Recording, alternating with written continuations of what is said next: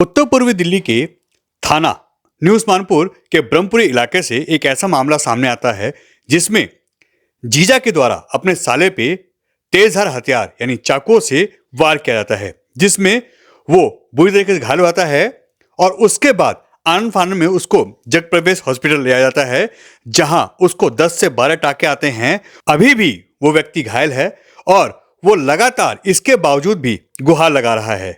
इसमें चौंकाने वाला मामला निकल के जो सामने आ रहा है कि ब्रह्मपुरी की घटना है और इसमें सरेआम चाकुओं से वार होते हैं, मेडिकल होता है, इसमें सारी जांच होती है, मगर आरोपी ये कहें कि पुलिस ने उसको छोड़ दिया है। ऐसे आरोप जिसके ऊपर हमला हुआ है उसने खुद लगाए हैं। ये हम नहीं कह रहे, यह खुद व्यक्ति कह रहा है कि किस तरीके से इतना बड़ा यहां पे घटनाक्रम हो जाता है और उसके बावजूद भी पुलिस उसको ना पकड़ती है और ना आरोपी पे कोई कार्रवाई करती है। मामूली धाराओं में केस दर्ज करके उसको चंद घंटों में थाने से ही जमानत दे देती है। यह वो सीसीटीवी फुटेज है, जरा आप इसको ध्यान से देखिए।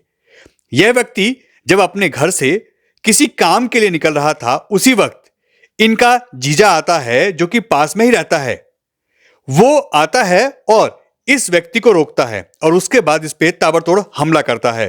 वो घर से ही चाकू लेके आया था, जैसा कि आरोप लगाया जा रहा है कि घर से ही वो पूरी तैयारी के साथ आया था और आते के साथ ही उसने इन पे लगातार वार किए, जिससे उनकी गर्दन के पास काफी बड़े घाव होते हैं, जिसमें 10 से 12 टाके आते हैं और बुरी तरीके से घायल होते हैं।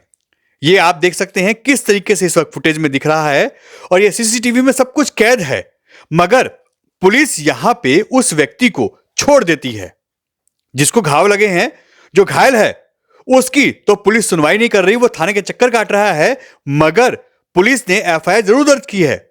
उसकी धाराएं ऐसी लगाई हैं जिससे उसको थाने से जमानत हो गई। अब आप सोचिए, एक व्यक्ति चाकुओं से वार करता है, मामला शांति भंग करने का है, पूरे इलाके में दहशत है, ब्रह्मपुरी का मामला है ये थाना न्यू उस्मानपुर है और उसके बावजूद वो व्यक्ति कुछ ही घंटों में छूट के घर चला आता है और घायल अभी भी इंसाफ की गुहार लगा रहा है। अब ऐसे में सवाल उठता है कि आखिर इसको पुलिस क्यों बचा रही है? जब उसने चाकुओं से वार किया है, जब घायल किया है, तो उस पर सख्त एक्शन क्यों नहीं लिया जा रहा? Ranjit Singh, son of Shri Suresh Kumar.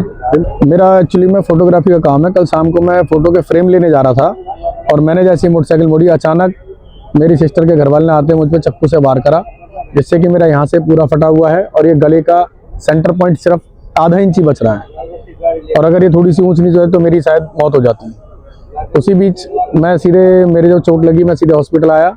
Hospital आके मैंने 112 पे कॉल करी, पुलिस वहाँ पे आई, लेकिन पुलिस ने रात को उनको बेल पे छोड़ दिया। वो मेरा जीजा लगता है, हमला चाकू से करा है। वजह, मैं किराए पे रहता हूँ, उसका अपना मकान है और ये जिस गली में मैं रहता हूँ सारे ही रिलेटिव है हमारे। तो काफ़ी टाइम से जब बंदा रिलेटिव के बीच में रहता है तो उसको छोड़ के जाने का कोई वो नहीं रहता। ऐसा फैमिली है, बच्चे छोटे हैं मेरे, एक 4 साल की लड़की है, एक 1.5 साल की बच्ची है और मैं रात भर जैसे बाहर रहता हूँ कोई शूट पे, तो बच्चे घर पे रहते हैं, पड़ोसी हैं, सारे रिलेटिव में कोई ना कोई आके साथ हो जाता है। तो इस वजह से सिर्फ मैं यहाँ रह रहा हूँ और ये लोग, इसी चीज़ का पहले भी 2 बार लड़ाई हो चुकी है मेरी। इन्होंने पहले भी एक बार मेरे पे हमला किया था, उसमें थोड़ी बहुत होके फिर छूट गई थी। एक बार उससे पहले भी इन्होंने मेरे नाम की एफआईआर करी थी, लेकिन उस बीच भी यहाँ पे समझौता करवा के भेज दिया था। नहीं, मैं उनके घर में रहता हूँ, उनके घर से करीबन 10, 15, 20 मकान पहले रहता हूँ और जहाँ भी मैं रहता हूँ वो हर मकान मालिक से ये कहते हैं कि इसको मत रखो अपने पास, और या फिर ये बोलती है कि जो इसका साथ देगा किसी भी काम में, या इसके पास बैठेगा या ये किसी के पास बैठेगा तो मैं उसे जान से मरवा दूंगी, पीतल भरवा दूंगी और मैं देखती हूँ इसके सपोर्ट में कौन आता है और इसे ही मैं मरवाऊंगी। ये मेरी सिस्टर कहती है, विजय नाम है उसका, उसके हस्बैंड का नाम नरेश कुमार। हाँ जी, सगी सिस्टर है, पेरेंट्स हमारे है नहीं और इसका हस्बैंड का नाम नरेश है। नहीं, ऐसा कुछ नहीं है, मेरे पास कुछ नहीं है, मैं खुद रेंट पे रहता हूँ। और अब भी थोड़ी देर पहले उसने धमकी दी है कि अभी तो तेरे साथ कुछ नहीं करा, अभी गला काटा है, मेरा पति 1-2 दिन में आ जाएगा और पुलिस भी कुछ नहीं कर सकती, पैसे भर देंगे, कोई परेशानी वाली बात नहीं है, तेरे को मरवा के छोड़ेंगे, तेरी घरवाली को ही मार देंगे, तेरे बच्चों को उठवा देंगे। अच्छा, हाँ जी। के लिए आया मैं तो इन लोगों ने कहा मेरे से, पुलिस कार्रवाई ने इन्होंने मेरे पास 307 की जगह इन्होंने 115 का लगा दिया, जो सिर्फ थोड़ा बहुत मारपीट में होता है, जबकि मेरे इतने जख्म है, मुझे पता है, मैंने कल से कुछ खा भी नहीं पा रहा, मेरा जबड़ा भी नहीं चल रहा।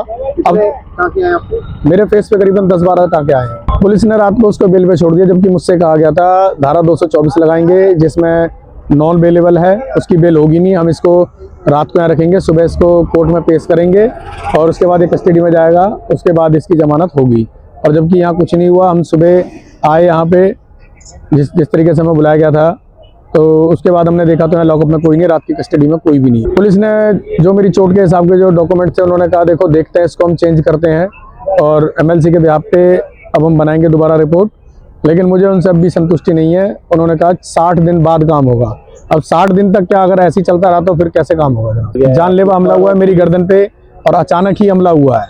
ऐसा नहीं रुक के बात हुई हो या कुछ, या ऐसा नहीं कि मैंने उसको थप्पड़ मारा हो या उसने थप्पड़ मारा हो फिर जाके चक्कू लेके आया हो।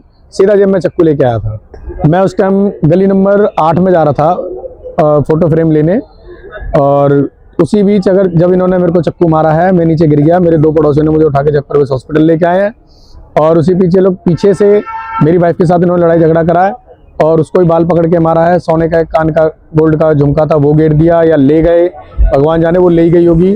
उसके बाद उसको बार बार ये टॉर्चर करते हैं, तो SC कास्ट से है, तो हमारे खानदान लायक नहीं है, तेरी वजह से हमारा ये हो गया। उसको टॉर्चर किया जाता है SC कास्ट को लेके। मैं अकेला था, बस मैं बाइक पे स्टार्ट होके मैं थोड़ा स्लेब से ऊपर चढ़ के पीछे बैक डाउन आ रही थी, उसी दौरान इसने मेरे पे हमला करा।